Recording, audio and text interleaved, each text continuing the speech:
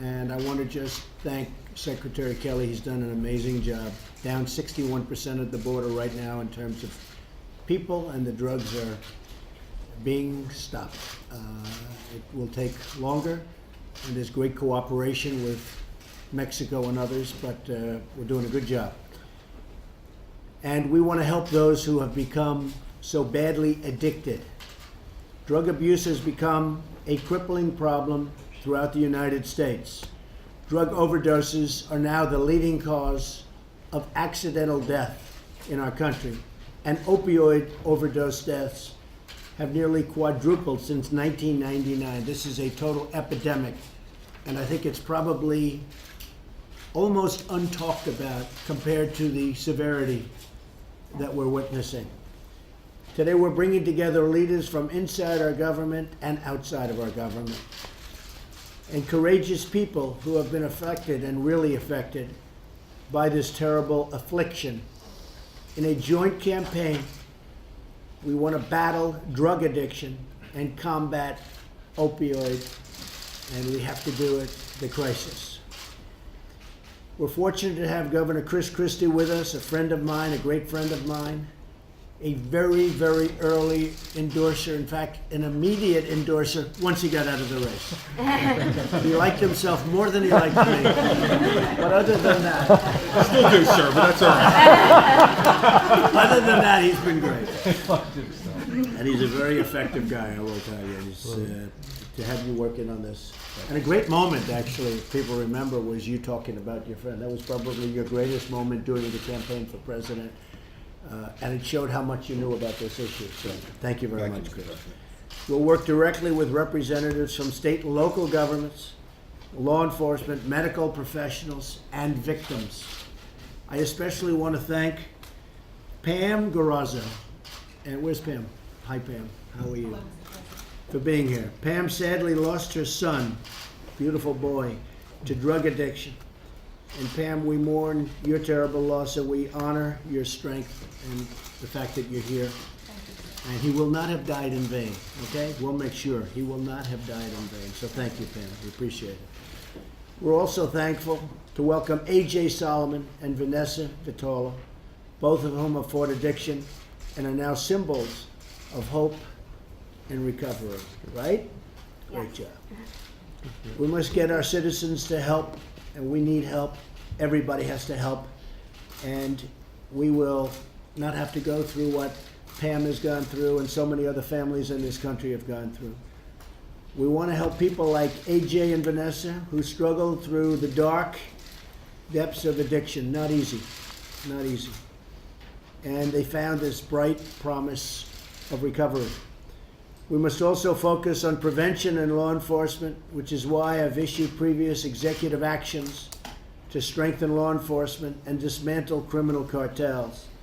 Drug cartels have spread their deadly industry across our nation, and the availability of cheap narcotics, and the narcotics, some of it comes in cheaper than candy, has devastated our communities. It's really one of the biggest problems our country has, and nobody really wants to talk about it. Vice President Pence mentioned this coming into the room. He said this is a problem like nobody understands, and I think they're going to start to understand it. More importantly, we have to solve the problem. Our Attorney General, Jeff Sessions, is working very hard on this problem. It takes a lot of his time because this causes so much of the crime that you have to solve that problem. So solving the drug crisis will require cooperation across government and across society, including early intervention to keep America's youth off this destructive path. We must work together, trust each other, and forge a true partnership based on the common ground of cherishing human life. So this is a very, very important meeting, and maybe we'll go around the room and we'll just say hello to everybody so we all know who we are. And then the press will leave and we'll start talking, okay? General Sessions, we know who you are. Keep up the good work. Go ahead. Betsy DeVos, Secretary of Education. David Shulkin, Secretary of VA. Pam Garazzo, parent of Carlos. Yes. AJ Solomon, thanks for introducing me, Mr. President. Vanessa. Thank you so much for having me. Thank you, Vanessa. Sean Kelly, Homeland Security. Don Ryan, Acting Assistant Secretary for Health. Yes. Chuck Rosenberg, I run the DEA. Richard Brown, Acting Director of the Office of National Drug Control Laws. Great. Birth and address, Harvard Medical School. Pam Bondi, Attorney General, Florida. Mariano Rivera, founder of the Mariano Rivera Foundation. Oh, they could use you now. You know, I think you'd make $100 million a year. Right? Pay him. I watched for many years, Mariano. I'd sit with George, and George always felt good when Mariano was That's throwing. right. He never had a worry. Nope. He threw the heaviest pitch anytime. I don't know, you made the ball like it weighed 30 pounds, right? Something like that. How about the broken bats? How many broken bats? Yeah, too many. Right? Those bats they just used to crack, right? Thank you. firewood. Thank you. Great honor. Thanks, sir. Mariano. Thank you. And Jared, thank you. And Chris. Chris, why don't you say a few words? Mr. President, first, to the President and the Vice President, thank you so much for focusing on this issue. As you know, Mr. Vice President, as the Governor of Indiana for 4 years, this issue causes enormous pain and destruction to everyday families in every state in this country. And that's why, Mr. President, I thought it was so important to bring Pam and AJ and Vanessa here today for you to meet them and hear directly from them their stories. I'm just so honored that the President would ask me to take on this task with the group that we've put together. And I'm thrilled to work with the Attorney General as well on the issues of prevention and interdiction of drugs so we don't get people hooked in the first place. But the most important thing to me is I think the President and I both agree that addiction is a disease, and it's a disease that can be treated, and that we need to make sure we let people know. The President talked about how folks don't talk about it. We talk about cancer, we talk about heart disease, we talk about diabetes, and we're not afraid to talk about it. But people are afraid and ashamed to talk about drug addiction. And while they don't talk about it, we lose lives. Lives of good people. In the end, the President ended by talking about life, and he and I are both pro-life. The difference with the President and I is we're pro-life for the whole life, not just for the 9 months in the womb, but for the whole life. Every life is an individual gift from God, and no life is irredeemable. And people make mistakes, we all have. The people who make the mistakes of drug use, and it is a mistake, we can't throw their life away. The President and I believe that every life is an individual gift from God and is precious. And I think that's why it was such an important issue to him in the campaign, and why I'm so honored to work with a president who understands the value of life and the value of second chances. And that's what this commission, I hope, is going to be about, to be able to give he and the Vice President the best suggestions we possibly can about how to have a national fight against this epidemic. So, Mr. President, thank you for your confidence in all of us, and thank you for your support. Thank you very much. Maybe, Vanessa, you could tell a little bit of your story and how it's turned out so beautifully. We're so proud of Don't put me you. on the spot, but so first of all, I would like to take this opportunity to thank you so much to bring this whole platform to a national level. You are literally, everyone at this table is saving lives. There's people dying every single day, and it's heartbreaking. And Governor Christie, I need you to know that I draw so much strength and courage from you. You standing up for people that have nearly given up completely. It's extraordinary. I come from a small town in South Jersey. My aunt is a teacher, and she taught me the importance of education. My uncle's a firefighter. He taught me the importance of law and order. I went to a private high school. I was a cheerleader. I went to college where I joined a sorority. After I left college, I had an injury and was prescribed painkillers, and so quickly it took off from there. I didn't know anything about heroin. I was never warned, not that it's anybody else's fault. I take full responsibility. So this all began very innocently with an injury. Absolutely, yes, with the prescription of painkillers. And what was it? What was the drug they gave? Percocet. I see. And then from Percocet it went to Oxy. And then from Oxy it went to heroin, because it is definitely, like you said, more accessible and so much cheaper. Very quickly I lost everything. I was homeless. I chose to be homeless. I was living on the streets of Atlantic City. I was in and out of jail, and I was lucky enough to see some kind of light where I became a drug court participant, a drug court system that we have in New Jersey, which saved my life. They sent me to a long-term treatment facility, Integrity House in New Jersey, and they saved my life. How hard was that getting off this horrible stuff? How hard was it for you? Physically, it was so hard, and I thought that was the hardest part, but then a couple months later comes the psychological aspect of it, and you still think that you need it. Because you're still not as happy when you're happy. You're still not as sad. You have no feelings. It's like you're a shell, and it takes over your whole life to choose to be homeless instead of live with your parents, to choose not to speak to your family. And what did your parents say during this whole process? Because I'm looking at you, you're like all-American, perfect. You're a perfect person. And I'm saying it's hard to believe that you're living on the streets. Well, it was so hard for my family. My mom would drive the streets of Atlantic City begging people to find me. She couldn't find me. I was that lost in every aspect of the word. In jail, like I said, I was sent to Integrity House, and they saved my life. They gave me a second chance at life. And from there, I went to a halfway house. I got a job where I quickly moved up. I'm now a manager, got my own apartment. I'm graduating drug court this year, and it's amazing the opportunities that have been given to me. I'm sitting across from you right now. 3 years ago, I didn't have a place to live. And today I'm here to represent the light that can be born out of the defeat of this darkness. There is hope, and there is a tomorrow, and there is a day after that. We just have to fight for it. And people have to know that there's people fighting for them too, because you give up. There comes a point where you feel as if you have nothing. You already ruined everything, so there's no point to get sober. But I'm here to show you that there is hope. You can get better. There is a better way, and there is a better life. And I wish I could tell you the heartbreak that I feel with the people that are overdosing every day and dying, and the families that have to go through that suffering, because there's no need. We can help somebody. We can change this. And that's the most amazing thing I've ever been a part of in my whole life. And I would like to thank each and every one of you for giving me this opportunity. It means the world to me.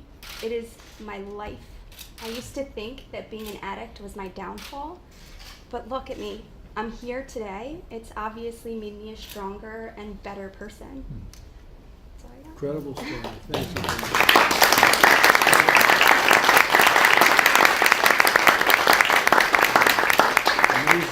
Amazing job. Thank you very much for this. We'll talk to you in a little while. AJ, and I know how successful your father is and what a great man he is, so that also put pressure on you in a different way, right? Yeah, well, I didn't end up going into politics, so. Don't do it, AJ. So, I mean, Vanessa really spelled it out, but I grew up in a little town in South Jersey called Haddonfield. It's a picturesque town, really good schools. My dad now is a Supreme Court Justice in the state of New Jersey. Thank you for the appointment, Governor. You're welcome.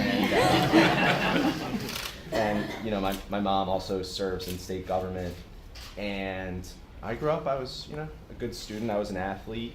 I found alcohol and other drugs, and I was probably well on my way to having an issue, but then I found Oxycontin. My dad got in an accident, and I decided that it'd be a good idea to try it, and that's really where my story started. You know, were you now immediately hooked? Because I hear so much about OxyContin.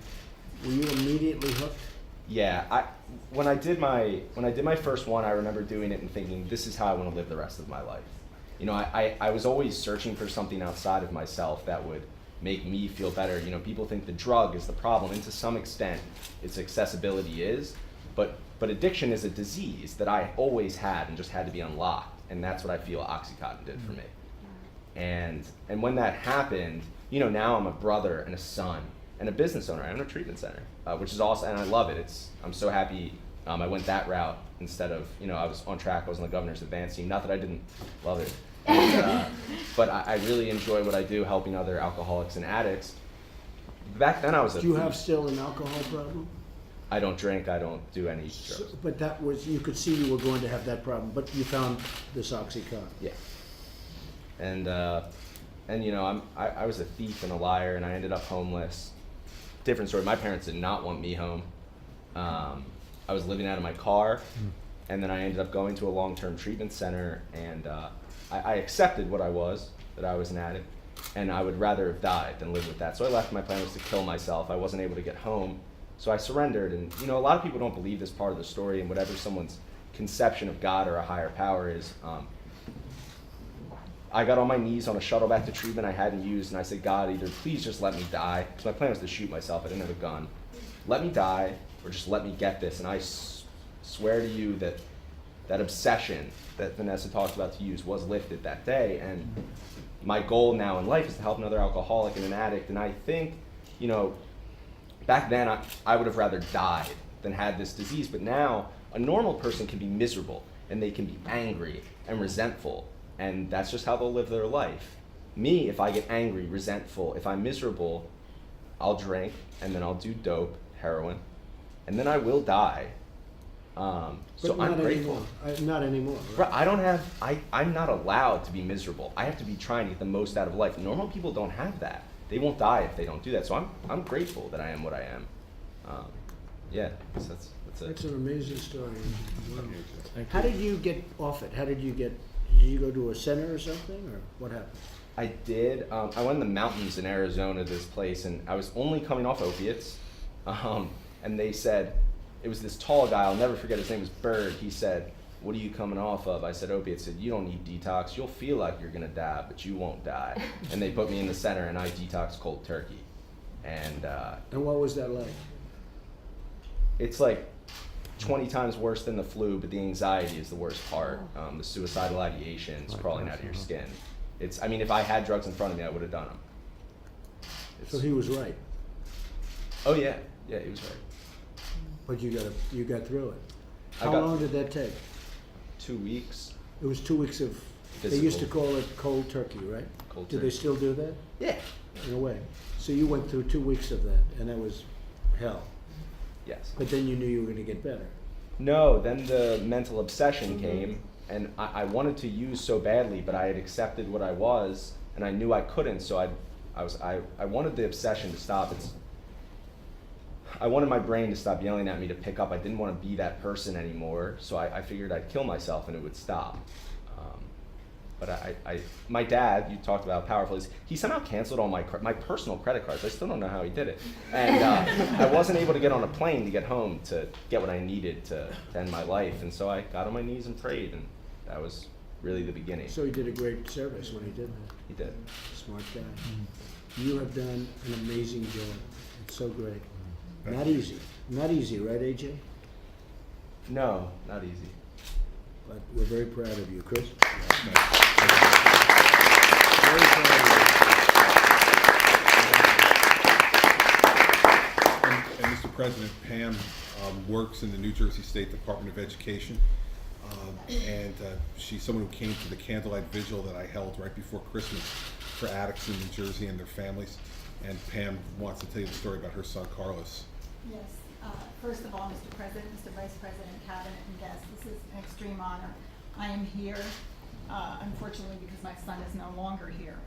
As Governor Christie said, I came to his candlelight vigil celebrating the fact with our Education Commissioner, who's my boss, that my son was 10 months clean. He had been a year and a half clean before that, before he had a relapse, one of many, one of several. Just celebrating his life and celebrating the lives of everybody who have, who are in recovery. And then later in December, actually, before that, I just want to introduce you. This is my son, Carlos. He's wearing a suit because on December 3rd, this was not his normal attire as a 23-year-old. On December 3rd, he was here at my church with my husband Mike and me, Mike who's seated behind me to the left, walking me down the aisle on my wedding day. One of the happiest days of my life. Carlos was healthy, happy, thriving, working, getting ready to go back to school, had a job, had a steady girlfriend, had everything together, 10.5 months clean. So celebrating him at the candlelight vigil, previously, you know, having been at our wedding on December 3rd, and then 3 weeks later on December 23rd, 2 police detectives show up at our door and, you know, tell me the news that no parent ever wants to hear. And we just didn't understand. And because this is a disease, you don't understand the dynamics of it. You can't, nothing prepares you for this journey. Unfortunately, my son OD'd after having been clean for 10.5 months, OD'd on a drug that was laced with fentanyl. So he died. Which is immediately. getting worse and worse. I hear Yes. getting just out of control.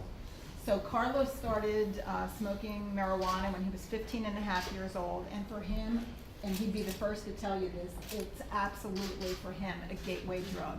It led to heroin, cocaine, crystal meth. At 18, when he was a senior in high school, with months to graduate, he had a crystal meth overdose. And by the time I got to the hospital, because his friend drove him there, I didn't even know that he was doing this to this extent. By the time I got to the hospital, the ER doctor came out and said, "You need to call your family now. We don't think there's anything you can do for your son." We managed to transfer him to another hospital. He got the care that he needed. He was in a coma for 3 days and suffered some minor memory loss from that. And of course, at this time, as an 18-year-old, said, "Oh, I'm never going to touch anything again. I'm going to stay clean." Had him in a program, but less than a couple months later, he's back on the streets, not only taking drugs, but got caught smoking pot, ended up in jail. I had told him early on, I will put every penny, every dime I have into your recovery and getting you clean and helping you stay clean and supporting you 100%.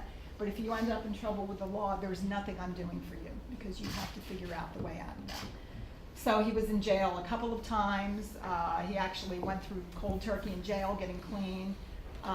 When he was clean for a period of almost a year and a half, during that time, he was going back to school. He's at this point around 20 years old, 2021. Was working, volunteering at a recovery house, working with people, trying to help them work through their program. Speaking, he spoke regionally at a conference in West Virginia. They selected him because he's a young kid, and they figured he would be a good spokesperson, maybe, you know, be able to speak to people's hearts. Sadly, as I said, he did pass. Nothing in parenting prepares you to deal with the fact that Mike and I will outlive our son, that his sisters, who he idolized and who were so close to him, won't see him anymore, that there'll be empty seats at the Thanksgiving table, that Christmas presents he won't be able to give. I'll miss his laughter, I'll miss his smile, I'll miss him, his hug, I'll miss his dry, witty sense of humor. When I asked him if he would walk me down the aisle for my wedding to Mike, he asked me, "What does that entail?" "Sure, I think I can do it, but what does that mean?" And I explained to him, and he said, "Oh, but I'm pretty sure I've watched enough TV to know that I have to take Mike on a fishing trip and see if he measures up." And he was constantly, he's just that kind of guy. He was just, I had people coming up to us at the life celebration saying, "Your son's amazing. You don't know, your son saved me. Your son was one of the people who came and dragged me out of Philly, a tenement house that I was living in, a flop house, and took me to his place and gave me money that he really didn't have, just brought me to meetings." So this is why I'm here. I'm here because I'd like to see nationally what's happening, what Governor Christie has managed to have happen in New Jersey, with, of course, the help of the legislators there, to make the programs for recovery accessible and affordable to all. Because I was fortunate to have a good insurance plan, but there did come a point where Carlos needed to be in a program that wasn't entirely covered by insurance, and they wanted to exit him in 4 days. Now, 4 days in a recovery program, for those of you who've had no experience, you guys know, that's nothing. You know, Carlos begged to stay in, so we scrambled, got the money, and were able to keep him in. I'm here so that parents, no parent should have to bury their child. No parent should have to, wander. As Vanessa said, I did the drives looking for Carlos at all hours of the day and night. Nobody should have to go through this. This is entirely something that can be dealt with, and I appreciate what you were willing to do in shedding a If light on Carlos this. stayed longer in the program, would he have been in better shape? Would it have possibly saved him, or not really? Well, I think so. He was in a couple of programs, Mr. President, for a period of one. You want some program that was water? Are very you okay? successful. I'm good. Huh? Thank No, you. I'm just saying behind you. I'm sorry. I think she's sort of in bad Well, shape. Yeah. he was in a program for 35 days. That was his most successful program. As AJ mentioned, Carlos had an underlying problem with self-esteem and feeling good about himself. He just never could quite get there, even though he was an accomplished musician. He had a scholarship to a prestigious university. As a freshman going in, he was accepted into an engineering program that normally that didn't happen. He had a lot of gifts and talents, but he just never saw that. He was always looking for, how can I escape? How can I, and like AJ, he also thought several times about suicide. So I think it's treating the whole person. It's not just the disease of addiction, but it's what is causing you to go after the drug, to seek it out, to stay with it. And once you're hooked, you're hooked. But how can you work within yourself with help to feel good about yourself, to feel that you're worthy? Everybody's loved. Everybody should feel loved. As Governor Christie said, every life is a precious life. And I believe, Governor, you also said that every life is worthy of being reclaimed. And unfortunately, Carlos couldn't entirely reclaim his life. And behind everybody who's suffering with addiction or in recovery, there's parents and there's family just like me. Well, thank you, Pam. Carlos Thank you for sounds the like he was a great guy, and I know how tough it is. So many people go through it, and we appreciate you being here. Thank you, sir. Jeff, would you have anything to say? Well, I just want to thank you for sharing your stories, because that's what we're all here about, and we're seeing a surge in drug abuse and addiction. The New England Journal of Medicine had, I think our DEA commissioned it, pointed out that with regard to heroin, we've got more availability, lower price, and much higher purity. So that creates a more addiction quicker, I think. And it's a very dangerous situation. You throw fentanyl into that too. And I do believe, Mr. President, and when I became United States Attorney in '81, and the President and others led, the Education Department led, and it took 20 years, but we reduced drug abuse in America, addiction and death dramatically. It's begun now to start back up, and I think if we apply... When did this start again? It's so bad. When did it start, would you say, over the last how many years, where it really took the big spike up? I think the fentanyl brought the notice to it. Chuck, maybe the DEA Director Chuck Rosenberg. You would know that. When do you think it really started spiking up, Chuck? Mr. President, there have been spikes in the past. We've seen spikes in 05, 06, 07. I'd say in the last 8 to 10 years, though, the trajectory has been awful. And there's a number of pieces to it. One is that we consume as Americans most of the world's supply of hydrocodone and oxycodone. And as these good folks have attested to, once you get hooked on that, heroin is cheaper and more plentiful, and folks just make that transition. We have to change the culture. I think we can. One of the things we do at DEA, and I'm extraordinarily proud of our men and women, we do law enforcement really well. But ever since I was a brand new federal prosecutor many, many years ago, I never thought we would enforce or prosecute our way out of this. That's part of it. It's a really important part of it. But we've also at the DEA now turned to education, prevention. We talk about those things all the time. I want folks to know, if I may, sir, we do a national take-back program twice a year. Next one's on April 29th. And people can drop off at 5,000 sites around the country, courtesy of DEA and our local partners, anything in their medicine cabinet that they don't want. Last year, we took in